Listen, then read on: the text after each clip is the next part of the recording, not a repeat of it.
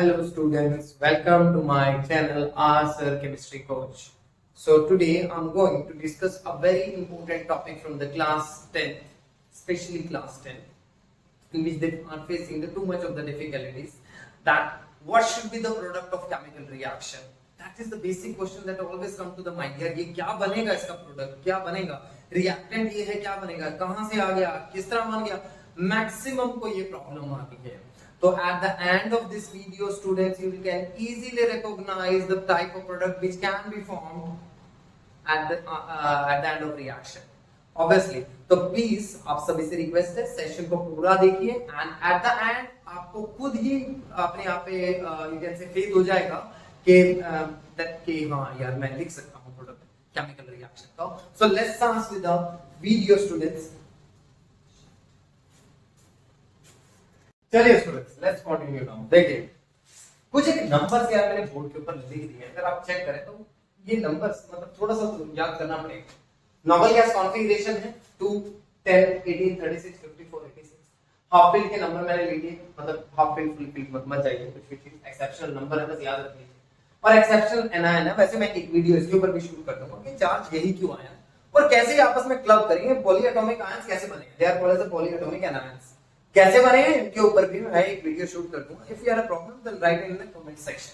अगर प्रॉब्लम है तो मुझे बता देना है. तो देखिए ध्यान से एक रिएक्शन यार मैंने लिख दिया. चलिए सॉरी मैंने पहले प्रोडक्ट लिख दिया था. मैं अब देखिए कैसे इसका प्रोडक्ट मैं बना रहा हूं.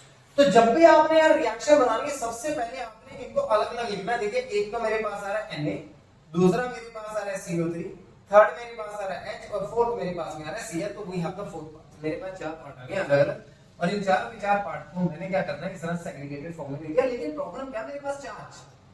देखिए CO3 का चार्ज मैं लिख सकता हूं मुझे याद है H. ठीक है पर एक चार्ज H पॉजिटिव का लिख सकता हूं ये मुझे याद है. प्रॉब्लम क्या करना है Na. अब इनके चार्जेस को कैसे हम लोग करें वो भी देख लेते हैं. अब जैसे सपोज करें आपके पास Na है. Na का एटॉमिक नंबर है 11. उसके पास में नॉर्मल गैस है 8 10. मैंने 10 को जानबूझ के रख दिया क्योंकि इसमें रिलेटेड क्वेश्चन बनते जाता है. तो 10 तो चार्ज के आगे मेरे पास में +1 यानी Na जो है it carry how much charge +1 charge. ठीक है. दूसरा कंसीडर कर लेते हैं Cl. Cl का जो एटॉमिक नंबर है वो है 17. उसके पास में जो नंबर है वो कौन सा आ गया 18. पास का नंबर उठाना है. मैं बार-बार बोल रहा हूं ना लोअर ना हायर जो सबसे नियरेस्ट है वो वाला नंबर उठाना है. तो -18 क्या है ना वैल्यू -1. तो अगर आप देखें तो Na पे चार्ज आ रहा है +1 और Cl पे चार्ज आ रहा है -1. अब देखिए अब यूज कर सकते हैं. अब इन दोनों को कंबाइन करने की प्रोबेबिलिटी नहीं है. क्यों नहीं. ऑलरेडी कंबाइन थे. और ना ही इन दोनों को कंबाइन करने की प्रोबेबिलिटी है क्योंकि ये ऑलरेडी कंबाइन थे पहले से अपने रिएक्टेंट में. क्योंकि हम लोग को तो नया बनाना. और नया कैसे बनाएंगे. नया सिर्फ एक तरीके से बन सकता है कि ये Na इस H से क्लब कर जाए वो भी पॉसिबल नहीं है. दोनों पॉजिटिव चार्ज कैरी कर रहे हैं. और ये CO3 इस Cl से कनेक्ट कर जाए ये भी चार्ज की पॉसिबिलिटी नहीं है क्योंकि दोनों क्या कर रहे हैं नेगेटिव चार्ज को कैरी कर रहे हैं. तो देयर इज द पॉसिबिलिटी कि यहां से Na और इधर से Cl दोनों आपस में क्लब कर रहे हैं यानी Na पॉजिटिव और Cl negative. And there is the second possibility कि ये CO3 और ये H आपस में क्लब कर रहे हैं. ये CO3 2 नेगेटिव और इधर से क्या आ रहा है H positive. There is the possibility.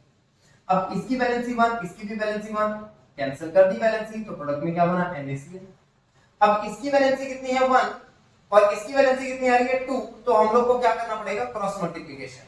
और क्रॉस मल्टीप्लिकेशन का जो मेरे पास में प्रोडक्ट आएगा हाइड्रोजन को 2 से मल्टीप्लाई किया तो H2 और CO3 को 1 से मल्टीप्लाई किया तो इस तरह से. सो what is the product of this reaction NaCl plus H2CO3. लेकिन एक छोटी सी यहां पे स्टूडेंट्स प्रॉब्लम है कि आप CO3 को H2CO3 को डायरेक्ट नहीं लिख सकते क्योंकि इसकी स्टेबिलिटी कम होती है और ये अपने आप को डिकंपोज कर देगा किसके अंदर H2O एंड CO2 के अंदर. तो जो आपके पास प्रोडक्ट बन गया वो क्या बन गया NaCl plus H2O plus CO2 यानी this is the final product of reaction.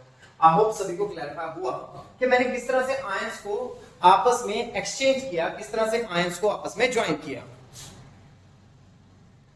चलिए स्टूडेंट्स अब नेक्स्ट रिएक्शन के ऊपर थोड़ा फोकस करते हैं जहां पे मैंने जिंक की रिएक्शन कराई अब H2SO4 के साथ. अब देखिए मैंने डायरेक्टली यहां पे प्रोडक्ट कैसे लिखूं. मेरे तो बहुत प्रॉब्लम है यहां पे प्रोडक्ट लिखना. अब इसको प्रोडक्ट को बनाने के लिए क्या करना पड़ेगा देखते हैं.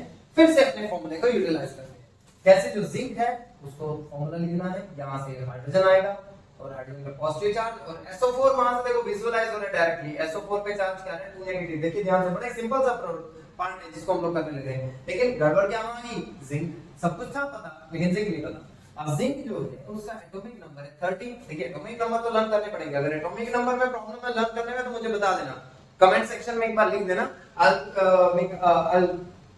make a video on it even। Mnemonics क्या होते हैं लर्न करने के लिए मैं वहां पे आपको बताऊंगा। तो जिंक क्या एटॉमिक नंबर क्या है 30 है, और जिंक का एटॉमिक नंबर 30 तो पास में नंबर क्या है 28, इसको उठा दो तो चार्ज या +2। तो zinc carry now how much charge +2। देखो वहां ध्यान से जिंक पे चार्ज जो है +2। अब क्या पॉसिबिलिटी है दोनों क्लब कर जाए, नहीं करेंगे, रीजन दोनों पे पॉजिटिव चार्ज है। Now there is the possibility ये दोनों क्लब कर जाए, यस ये दोनों क्लब कर सकते हैं। तो जिंक पे +2, SO4 पे चार्ज क्या है -2। तो हियर कम्स द 2 वैलेंसी, दोनों को कैंसिल कर दो, what should be the final product of reaction, it is ZnSO4। अब जिंक सल्फेट जो है वो बन गया, और साथ में कौन सी गैस आ गई आपके पास में, hydrogen gas.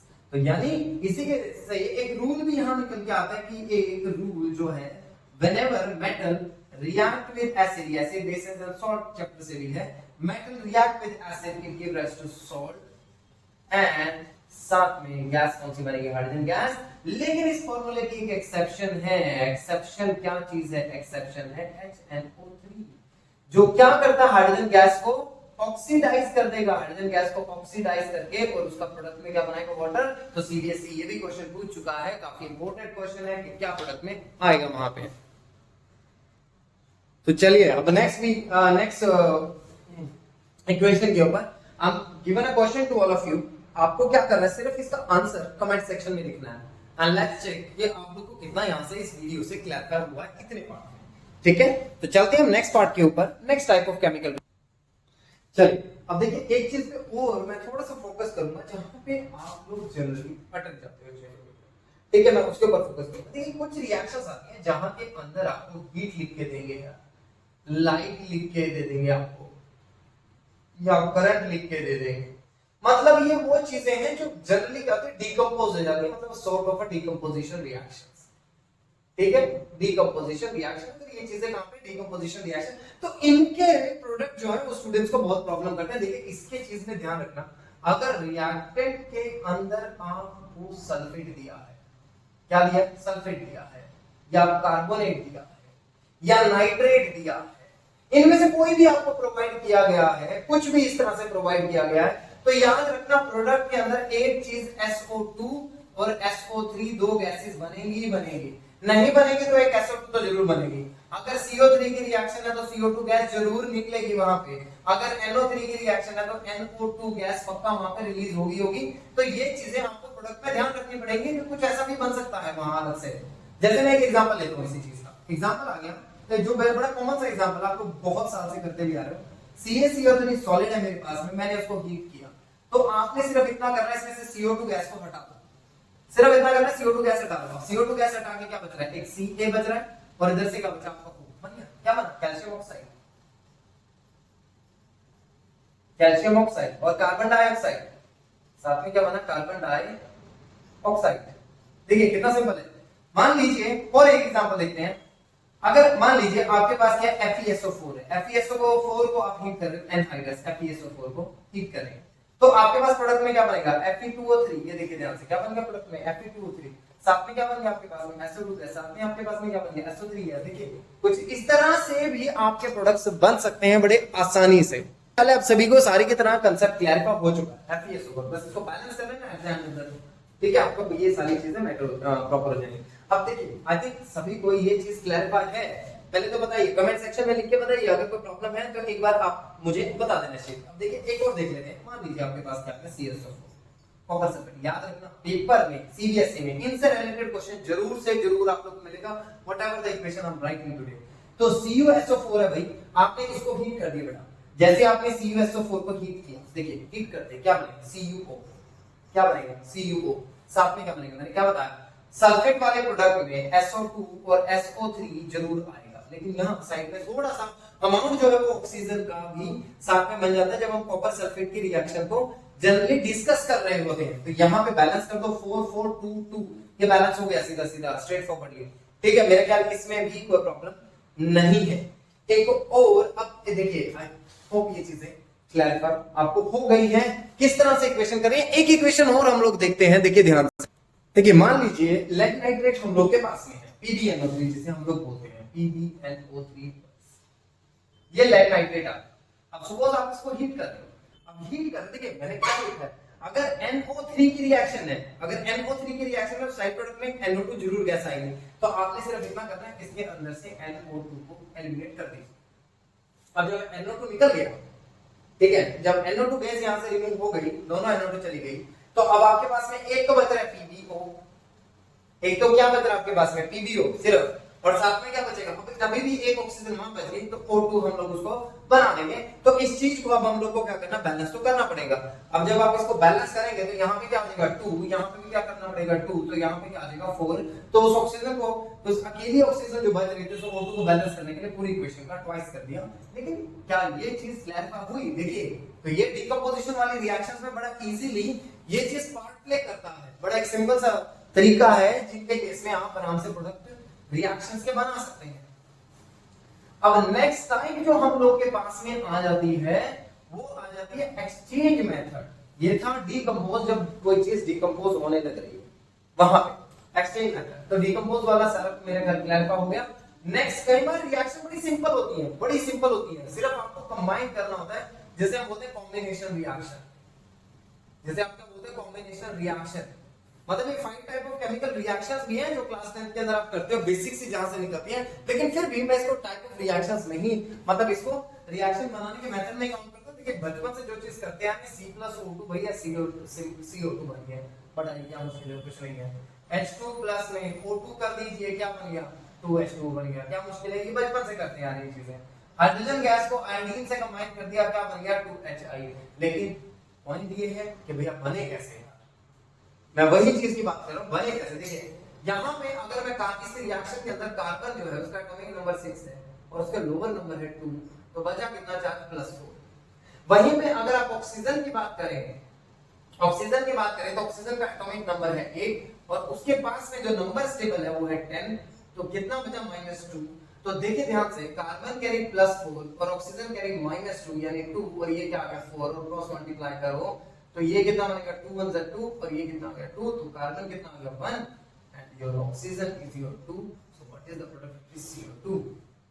So by this way you can write the product of this reaction. ये भी यही इस रिएक्शन में भी आप यूज कर सकते हो। H पे चार्ज पॉजिटिव, O पे चार्ज -2, इसकी वैलेंसी 2, इसकी वैलेंसी 1, क्रॉस मल्टीप्लिकेशन में करें तो क्या बना H2। यही चीज यहां पे अप्लाई कर सकते हो। यहां से क्या निकल के आया H, इधर से क्या निकल के आया I कैरी -1 चार्ज, I पे चार्ज क्या -1, दोनों को क्लब करो क्या बन गया HI। सो देखिए बेसिक मेथड वही है जो हम लोग क्रॉस सेक्शनिंग मेथड क्लास 9 से करते आ रहे हैं, बेसिक मेथड वही है, अलग से कुछ भी नहीं है, बड़ा ही सिंपल है सारी की सारी चीजें। बेसिक मेथड यही है जो हम लोग स्टार्टिंग में मैंने आप लोगों को बताया। आई होप सभी को ये चीज क्लैरिफाई होगी कि किस तरह से केमिकल रिएक्शंस हम लोग बनाते हैं और किस तरह से केमिकल रिएक्शंस आगे यूटिलाइज हो सकती हैं। I hope this video clarify everything about the reaction to you. तो अगर वीडियो अच्छी लगी हो तो प्लीज लाइक एंड सब्सक्राइब जरूर कर दीजिए स्टूडेंट्स। तो ये इतना ही था। इसके जो मोर कॉम्प्लिकेटेड वर्जन है रिएक्शन बनाने का वो मैं आपको नेक्स्ट वीडियो के अंदर क्लैरिफाई करूंगा। Thank you students.